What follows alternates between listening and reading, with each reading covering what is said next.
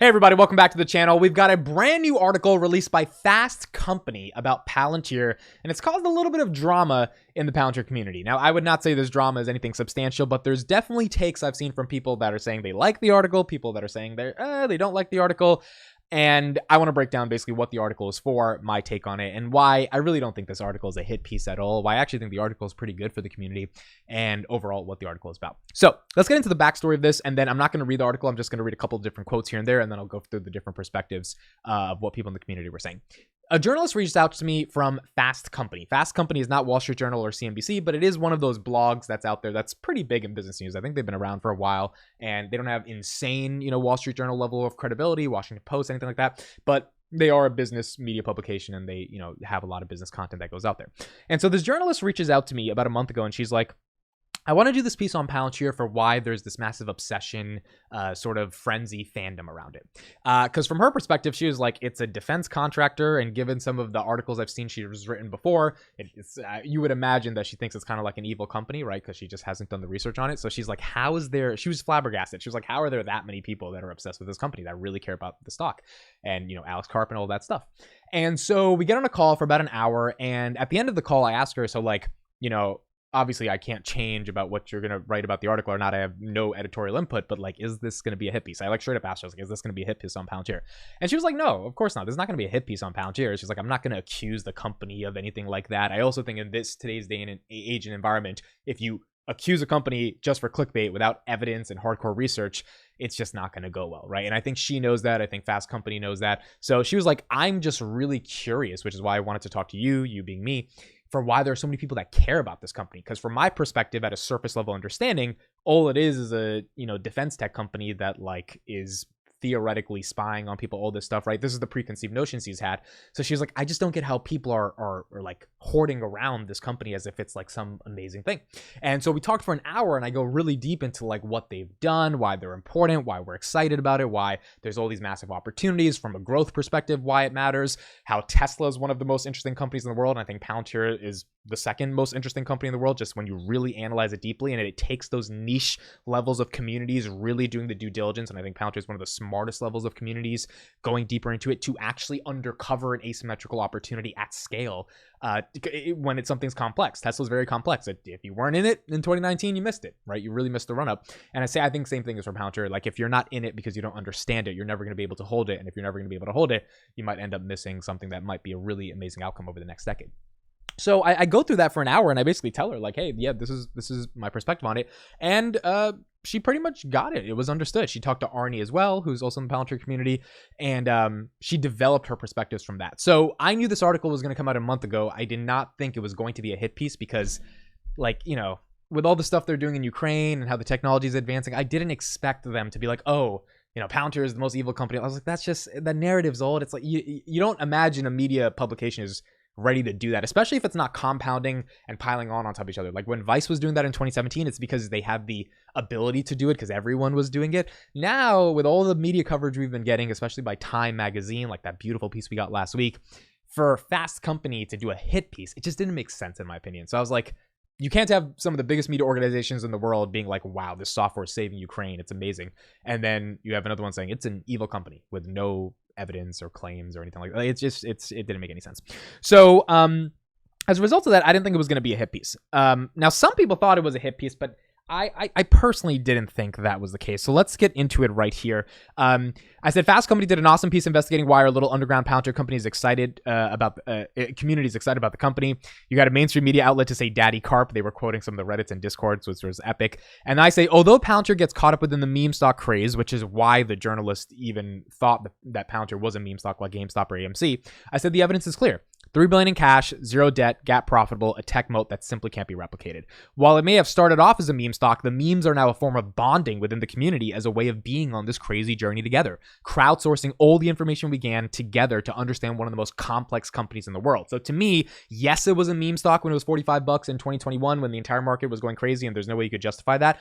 But it has come down significantly since then. Most of the people that were in for the meme stuff left at $6 because they were like, oh, this company is whatever, right? It doesn't matter. And now as it's come back to life, a lot of the people that stayed when it was $6 and kept analyzing it because we actually believed in the potential of the company, we ended up forming an entire community, right? Palantir Weekly, a podcast that's gone on for 80 weeks, so many different Palantir content creators. Those memes are now fun for us, not in terms of like, oh, GameStop, AMC to the moon. It's more of a form of bonding to be able to understand this company as deeply as we can. So she asked me if I think it's a meme stock, and my quote to her was, I don't think a company with a lot of fandom gets to be known as a meme stock unless the fundamentals of the business are so dog shit, where it's like you would only invest in it if it was a joke. And I think that's what's going on in the context of some of these other meme stocks, right? Like the fundamentals of the business are so bad, you're investing in it because it's a joke. And if it goes up, it's just like, oh, it's a joke, but I'm up on it, right? And that's the whole meme of it. For Palantir, you're investing in it because you actually believe in something. You can maybe be trying to catch a FOMO rally or whatever it is, but long-term investors understand what the trajectory of the company is, what the potential of the company is, what the financials could look like over the next 10 years, and that's why you make the investment. That is not a meme stock. And the community that I think is developed around Palantir is not investing in Palantir for that meme-ish nature, but rather for hard level due diligence. And the memes are just fun because it's a really fun community and we're all a bunch of cool people that like having fun. And so that's why I think, we kind of go from there. CodeStrap tend to agree with me. He said, I like the article. I love the community. It's weird in a good way. And the memes are great. I work with Palantir in a professional capacity and empathize with people who have a hard time understanding their products and mission. This gap is in understanding is the opportunity. And that is the most important sentence. The gap in understanding of thinking Palantir is a meme stock, evil spy company, and actually understanding what Palantir is the entire opportunity. And that's what I said when I responded to myself here, because I saw a bunch of people basically saying, look, it's a hit piece. It's a hit piece. It's like they're just saying the Palantir community is a bunch of dumb people that are in this meme stock. And I was like, I don't think that's what the article said. I'm not going to read the entire article. I'll put it in the description, but the article was showing both sides of people who thought Palantir's a little memey, and then people who have hard level due diligence, who had, like talking about Arnie when he didn't invest because the financials were good, then he started seeing the asymmetrical opportunity. And I think it did a really well balanced approach of explaining why there is a massive community around this company, not this community is stupid, this community is bad, or blah, blah, blah. It was more so just, look, here are both sides to it. They even linked to the debate I had with the Edwin from the Bear Cave, and they said, you be the judge. Do you think it's a meme stock, or do you think there's people interested in it for a reason? And you left wondering that question is exactly what the point of the article was. So I said, obviously the journalist was confused, which is why she talked to me about why Palantir has such a big following, given she has a surface level understanding like most that it's an evil company. I'm not going to spend energy blaming people who think like that. At some point, the narrative will change, but until it does, you can't be overly upset at people who don't put in the years of research like we've all done to understand what the company does. The only thing I or anyone who cares about the company can do is help educate people in these types of articles so the broader audience that reads Fast Company can get both sides, which is why I gave her the interview, right? I don't want to turn down the interview because I wanted to hopefully help educate. BTW, even Edwin from the Bear Cave wasn't quoted as saying it's an evil company. He just has other issues with it.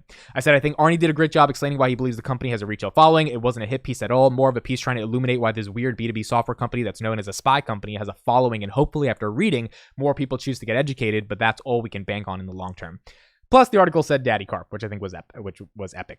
Some will interpret it as a meme stock. Others will interpret it as, I wonder why so many people care about it. And I think that's exactly what the article was attempting to leave the reader with at the end of the day. Overall, I think this was a great article for the community because it shows that more mainstream publications are interested in Palantir.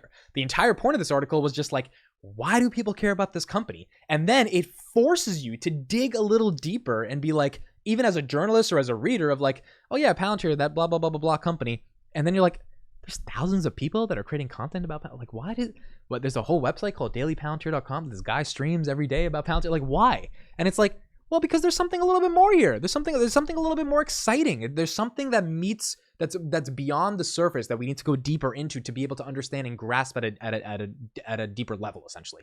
And when you do that, you're like, oh, Palantir has stopped human trafficking. Oh, Palantir is working in Ukraine. Oh, Palantir has totally transformed the airline industry.